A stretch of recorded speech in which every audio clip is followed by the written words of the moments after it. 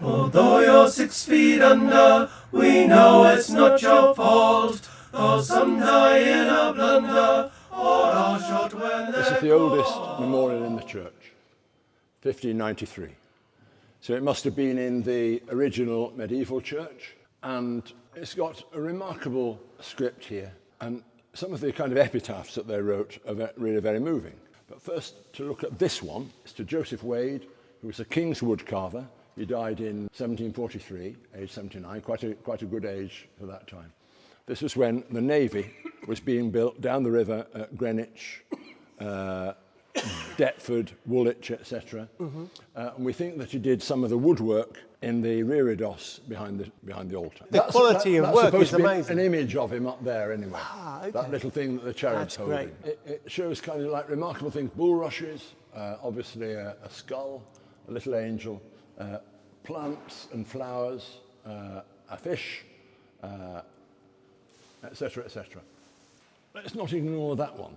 The lady who rejoiced in the name of Everilda. Yes. Wonderful. Wonderful name, I think. She came here on a visit to Rotherhithe at the height of a cholera epidemic. Cholera was endemic in London, but it's an important memorial in terms of social history, medical history as well, because it was around that time that I think his name was John Snow, discovered the cause of cholera around about Seven Dials, which is in Covent Garden, about the wells being infected.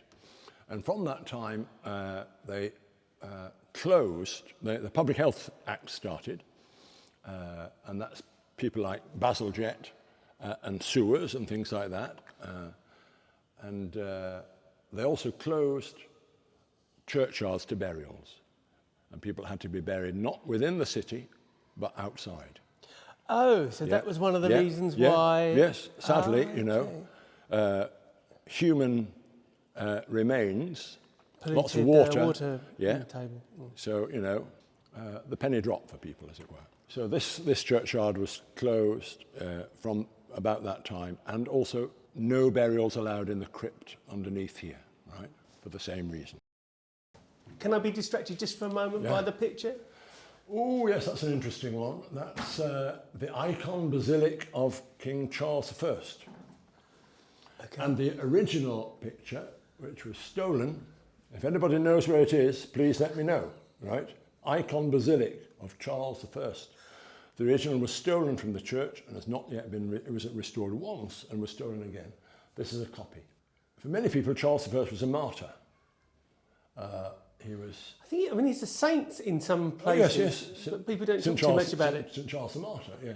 The earthly crown on the ground, the heavenly crown. Symbol of martyrdom. Nice. Yes. There he is, wearing all his robes. Yeah.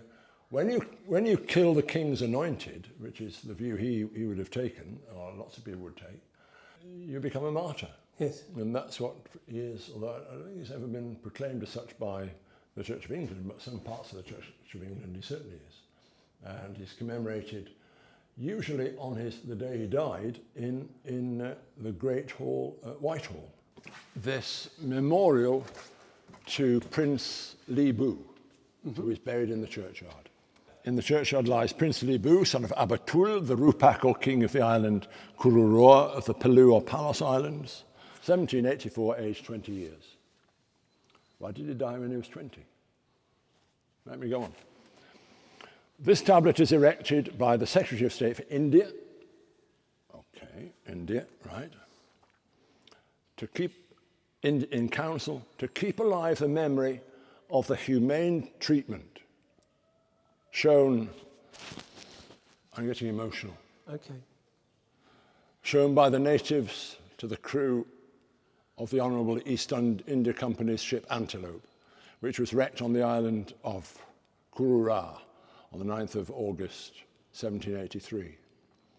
And then, oddly, this quote from the Acts of the Apostles in the Bible, the barbarous people showed us no little kindness. Now that is about St. Paul landing on the island of Malta, shipwrecked, and the people cared for him. So Captain Wilson was a sea captain working for the East India Company. I think the story goes that they were sailing out of Canton. Why they were in Canton, I'm not quite sure. So that's why the East India Company, India is involved here. So working with the East India Company, shipwrecked on this island, 1783, round about, French Revolution time. French philosophers were talking in those days about an idea which is now not politically correct again, the noble savage. Noble savage, right?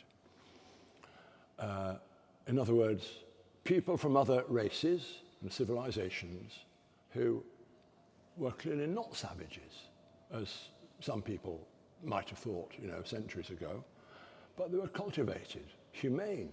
And that is exactly what Captain Wilson and his shipmates found when they when they ran into this island and were shipwrecked. The people in those islands are not all cannibals. They went to the aid of their fellow men, which is, something that we were delighted about. But there was another side to it, because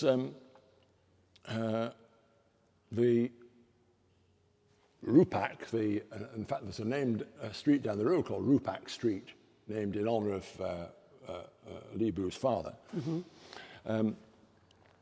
He saw the remarkable technology that the English sailors had. When the ship was rebuilt, he asked for his son, Li Bu, to go back to England with the sailors. But he didn't last very long. No. So he arrived in England. He was introduced into polite English society. This was the East India Company, one of the most powerful companies ever to exist. So he was in with the establishment when he came back. Here he was, young, handsome. Presumably learnt to speak English. And so he encapsulated that idea of the noble savage. He was introduced him, as I say, in polite society. Poets like Coleridge wrote about him. And the sad thing was, coming from an isolated island in the Pacific, encountering diseases like we had in this country, including smallpox. He died of smallpox a short time after Christmas in 1784. But the remarkable thing is that to this day, the people of his island come here. That's why I get emotional. And really? Okay. Come here to pay tribute to him, to go to his grave. The reason why we have this little flag, this is the Palauan flag. See the date on it? 2012. What happened in 2012? There was the Olympic Games. Olympic Games. The Palauan Olympic team came and visited here. The remarkable thing about, if you ever watch the opening ceremony of the Olympic Games, there was, when Palau appeared with their flag, the young man carrying the flag was wearing a powdered wig, 17th century powdered wig, 18th century powdered wig, 18th century coat, not wearing a tracksuit like everybody else. God knows what people thought about him, but the people in Palau knew what that was about, because that was the first contact. Li Bu would have looked like that. Yeah. Okay. And this is what's called a storyboard, which is the way that the people of Palau told a story. So there we are, shaking hands. Yeah, they're the natives of the island. Captain Wilson, that's probably the Rupak, that's probably Li Bu, right? There's the shipwreck. There's probably the islanders on their boat with their oars. That's probably Captain Wilson and somebody from the island meeting him. That presumably is the boat being rebuilt, which is remarkable. It is. When I came here today, the South Seas wasn't what I was expecting to find. Stop, reader, stop. Let nature shed a tear. A prince of thine, Li Bu, lies buried here. That's lovely. Yeah.